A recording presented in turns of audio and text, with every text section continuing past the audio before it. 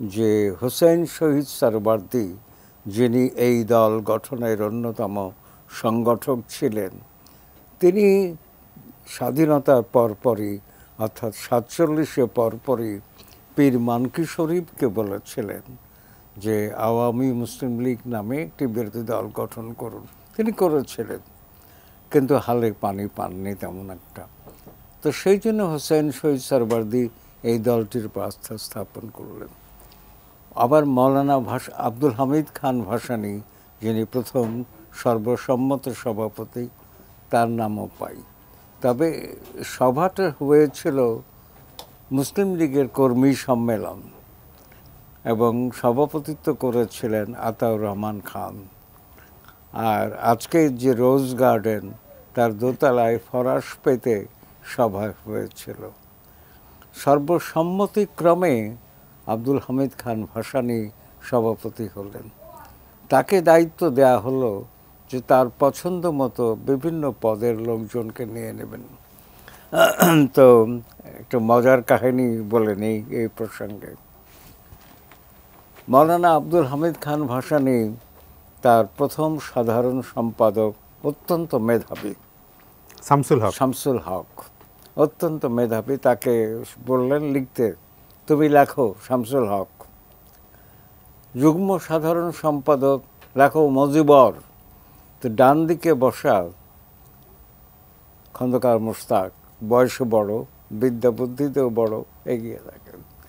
তিনি বললেন, আপনি আমারে দেখেন না, মজিবর তো জেলখানায়। হ্যাঁ, তখন বঙ্গবন্ধু সেখানে উপস্থিত ছিলেন না ওই দিন। হ্যাঁ, মৌলানা আব্দুল হামিদ খান ভাসানী তার প্রিয় কথা খামোশ খামোশ বলে দিয়ে বললেন, তোমারেও দেখি মজিবরেও দেখি, মজিবরের দেশে কাম হইতো, তোমার দেশে কাম হইতো না।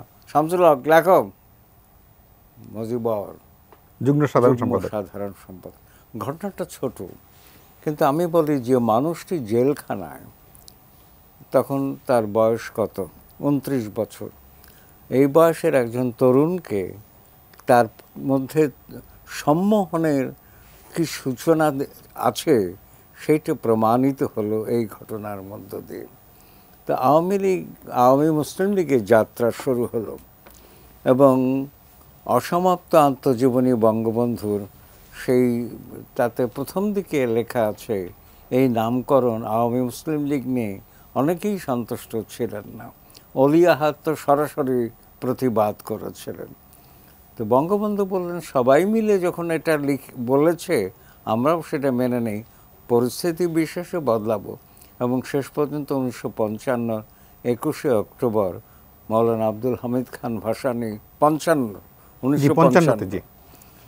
21শে অক্টোবর এই নামটি, মুসলিম শব্দটি ছেঁটে দেওয়া হলো মৌলানা ভাসানী এবং শেখ মুজিবুর রহমানের যৌথ প্রচেষ্টায়।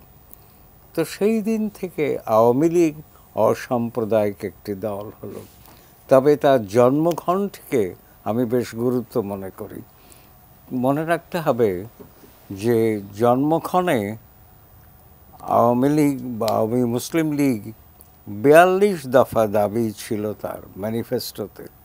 অবশ্য শামসুল হক 12 দফা দাবি তৈরি করেছেন। সব মিলিয়ে বাঙালির যা দাবি সেই কথাটি বলা ছিল আর কি। তো আওয়ামী লীগ প্রথম থেকেই বাঙালি লগ্ন একটি দল আর কি।